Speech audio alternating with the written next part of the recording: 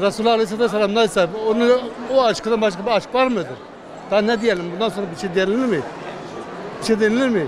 En güzel aşk odur. Beytullah'a gitmek lazım. Gençler sizi tavsiye ediyorum. Gençken gidin. Gençken gidin. Yaşlandıktan sonra yapılmıyor, vazife yapılmıyor. Müşahedenize rahmet, Allah razı olsun. Bismillahirrahmanirrahim. Buyurun. Eşimle gittim. Arkadaşlarımla gittim. Yani gidip görmek lazım yani. Başka anlatacak bir şey yok yani.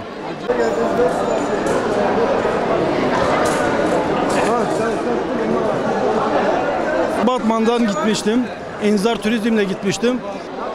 Gerçekten güzel bir hizmet yapıldı ve oranın yani gerçekten oranın havası atmosferi çok iyiydi. Herkese oraya gitmesini nasip olmasını istiyoruz. Şu anda bilmiyorum, anlatamıyorum. O kadar mutluyum, bilmiyorum. Herkese tavsiye ediyorum. O güzel, mübarek beldeleri görmeleri için. Bütün ümmet-i Muhammed için dua ettik. Ailemiz, akrabalarımız, tüm herkese yani dua ettik.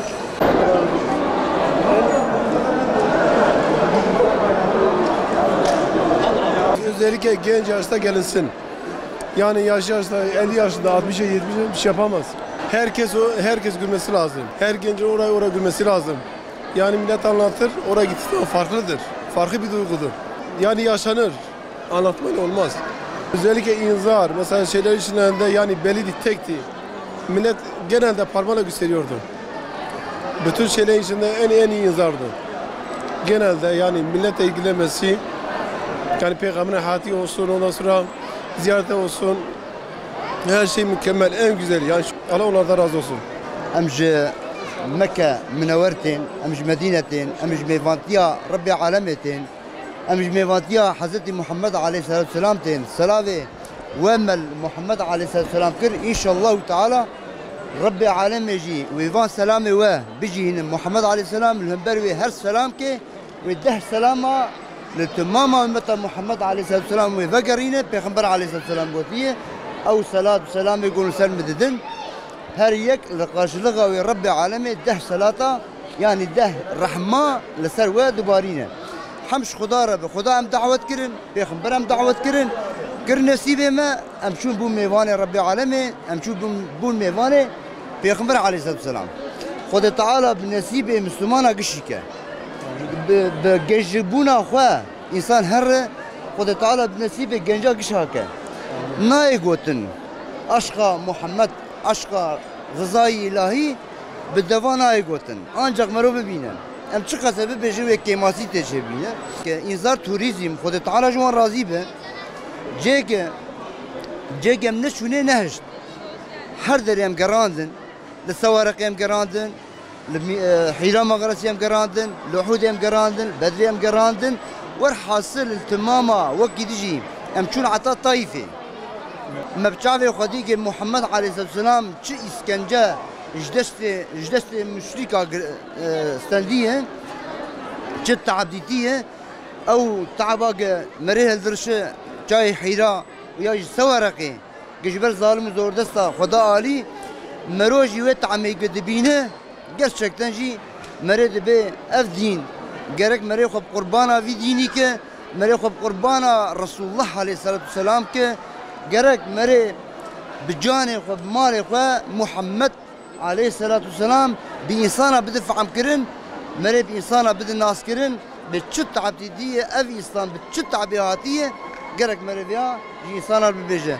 حمش ربي عالمي الرب مجبوة وتماما متى عالم إسلامي ما تسي وخفكر لبركابي ما قو يا ربي أم عزتش تدخوازن أم شرفش تدخوازن يا ربي تو كيف مسلمانا بيني وان إنسان بدل دانت بردعوات تدد بر إسلامي يا ربي يا رب تو كيف عوام بيني تديني وخبك حاكم دينا ما فياش ربي خواست ما عفو كرنا قناهاش ربي خواست جبوفان إنساني جبوفان براي مني سوش سبب سز جب بصلاة جي آيلان دور خصنا حبس زندانا özellik لجبوفان إنسانا ما دعاء كرن قبل جيجن المقصد أخو بجي مرفي خوا aile xwe zarokê xwe Xwedê Teala xêr û bereketê di nava alema İslamê xîne.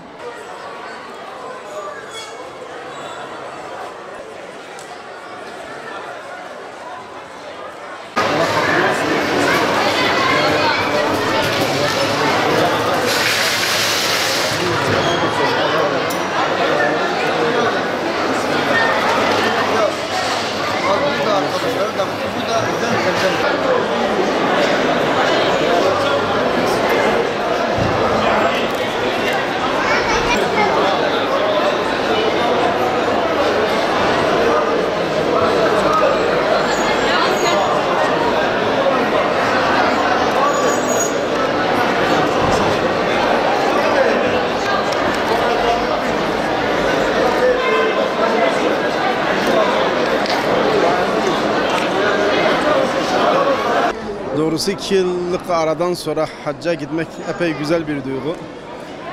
Belki de diyebilirim ki şu ana kadar en güzel hac.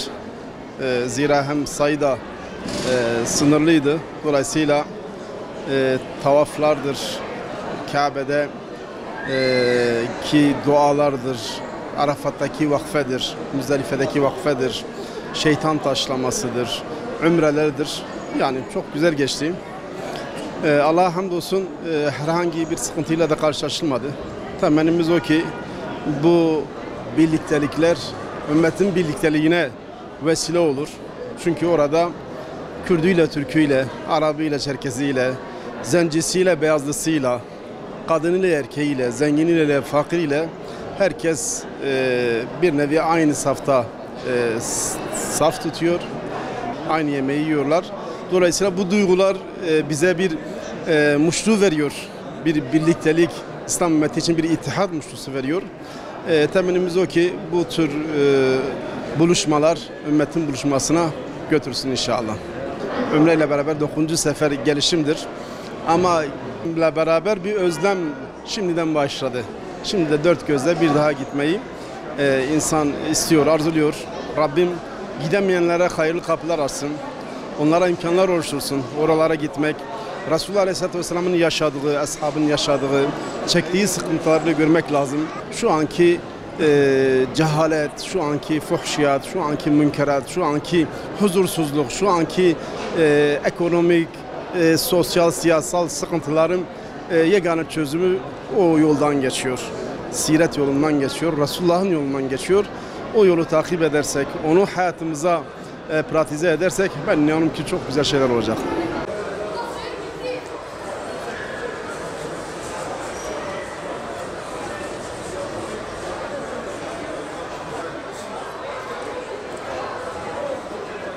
Elhamdülillah Allah nasip etti. Gittik o mübarek beldeleri gördük.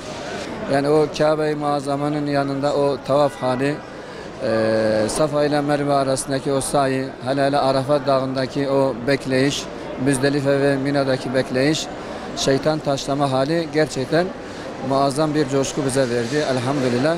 Peygamber Aleyhisselatü Vesselam söylediği müjdeye nail olduk. Allah'a şükür günahlardan arınmış bir biçimde geldik. İnşallah hayırlara vesile olur. Cenab-ı Allah gitmeyenlere de bir an önce gitmeyi nasip etsin.